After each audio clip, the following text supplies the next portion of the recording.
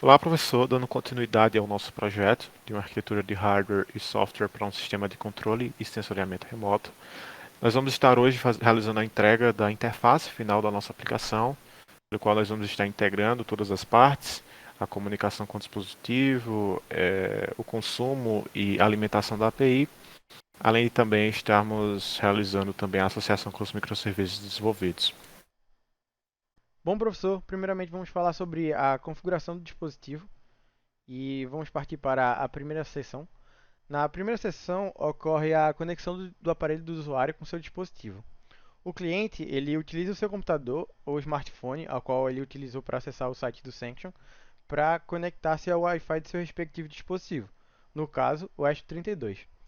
Após efetuar a conexão do Wi-Fi que foi inicializado pelo ESP32, o usuário pode clicar no botão Test Connection with Device. Caso a mesma tenha sido efetuada corretamente, o usuário segue para a seção de pré-configuração do seu Wi-Fi pessoal.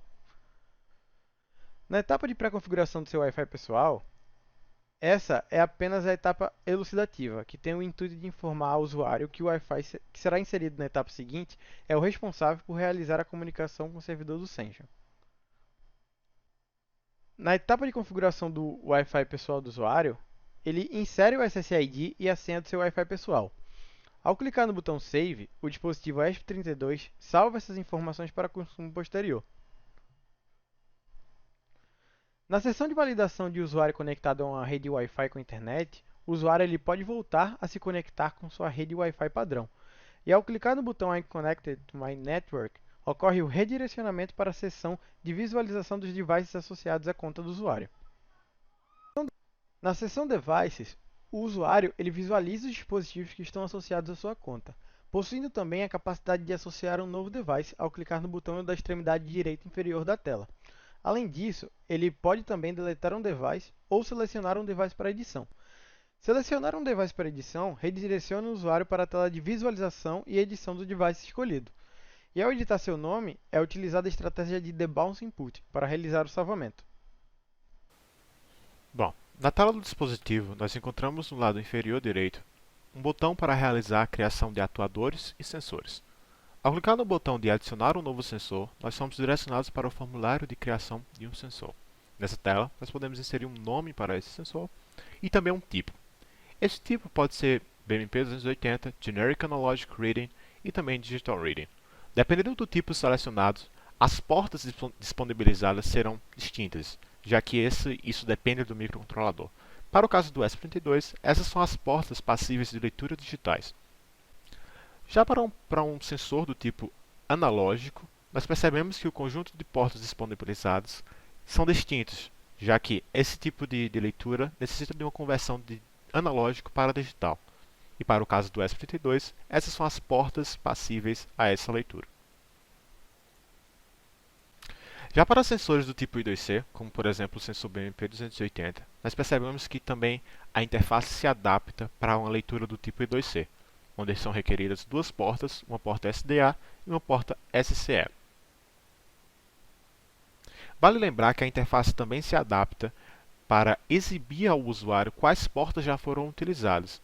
Então, ao acessar a página do sensor e tentar atribuir uma porta que já está sendo utilizada por outro sensor, o usuário é notificado pela interface.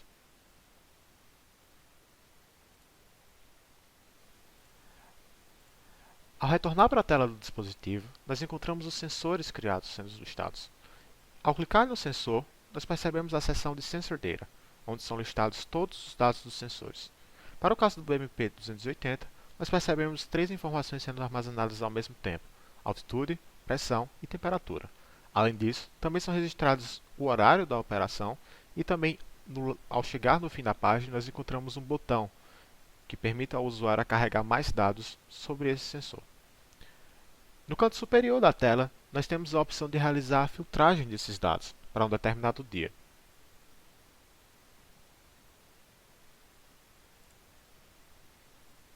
Dentro da tela do sensor, nós temos a opção de criação de um gatilho de notificação. Essa opção permite a criação de um envio de notificação de forma automatizada. Nessa primeira versão, temos apenas suporte para a notificação do tipo e-mail. No entanto, em futuras versões pode ser implementado uma notificação do tipo push, por exemplo. Essa notificação será disparada em função de uma condicional lógica. No caso exibido, quando o sensor efetuar uma leitura de um valor menor do que 0.5, um e-mail com conteúdo Detected Light, no caso o nome do gatilho, e com conteúdo Detected Light será enviado.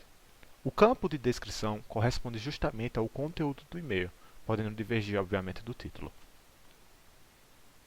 Na etapa de criação de um atuador, o usuário na tela do device selecionado, ele pode clicar no botão da extremidade direita inferior da tela, selecionar a opção Add New Actuator.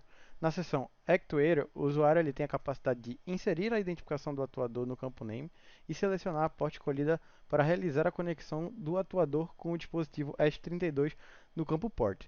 As portas que já foram selecionadas para conexões anteriores, elas são indisponibilizadas, como é possível ver no vídeo, na criação do primeiro atuador e do segundo atuador. Existem portas na cor cinza. Essas já foram utilizadas para conexões anteriores. Na etapa de criação de um gatilho de atuação, assim como no Notification Trigger, na seção Actuator Trigger, o campo Name ele é reservado para identificação e o campo Content ele é reservado para uma descrição adicional. No campo Action, o usuário ele pode escolher entre Turn On ou Turn Off, ou seja, configurar o gatilho de atuação para ligar ou desligar o atuador em questão. No campo Sensor, o cliente ele tem a capacidade de selecionar um dentre os sensores disponíveis, ao qual, a partir dos dados deste, será definida a ativação do gatilho. Caso seja escolhido um sensor que realiza o envio de mais de um valor, como é o caso do BMP280, o campo Sensor Data Source ele é disponibilizado, contendo as opções Temperature, Air Pressure e Altitude, para que o usuário selecione qual valor deve ser utilizado para a execução da comparação lógica e para a definição do tratamento do gatilho. O campo Logic Operator ele é utilizado para definir o operador lógico que será aplicado sobre o valor lido do sensor. Nele, o usuário ele escolhe entre greater than e less than, representando maior que ou menor que, nesta ordem. No campo Value, o usuário ele define o valor que, juntamente com o operador lógico, será utilizado para determinar se o gatilho deve ou não ser disparado. Vamos agora mostrar como é a configuração para acender uma lâmpada quando o ambiente não tiver luz e apagá-la quando o ambiente tiver luz. Primeiramente, é criado um gatilho de atuação para ligar a lâmpada quando o valor lido do sensor for menor que 0.5 e outro gatilho de atuação para desligar o atuador quando o valor lido do sensor for maior que 0.5, por se tratar de um sensor digital. É possível ver no vídeo que, ao aproximar a lanterna do celular do sensor IDL, o Photosensitive Light Sensor, a lâmpada se apaga, e ao afastar a lanterna do celular, a lâmpada acende novamente.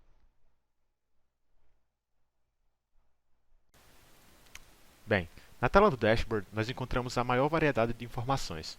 Nessa tela nós podemos encontrar os dispositivos, seus nomes e também seus respectivos access codes.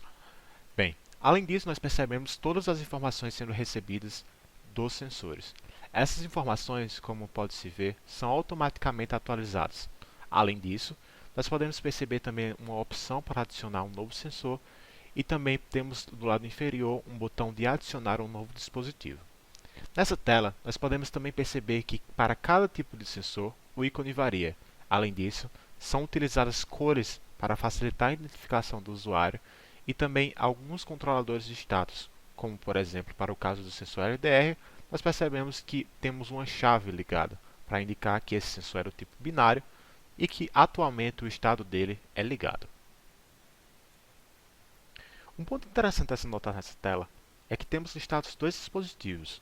Esses dois dispositivos funcionam de forma completamente independente e, dessa forma, também podem estar em diferentes redes.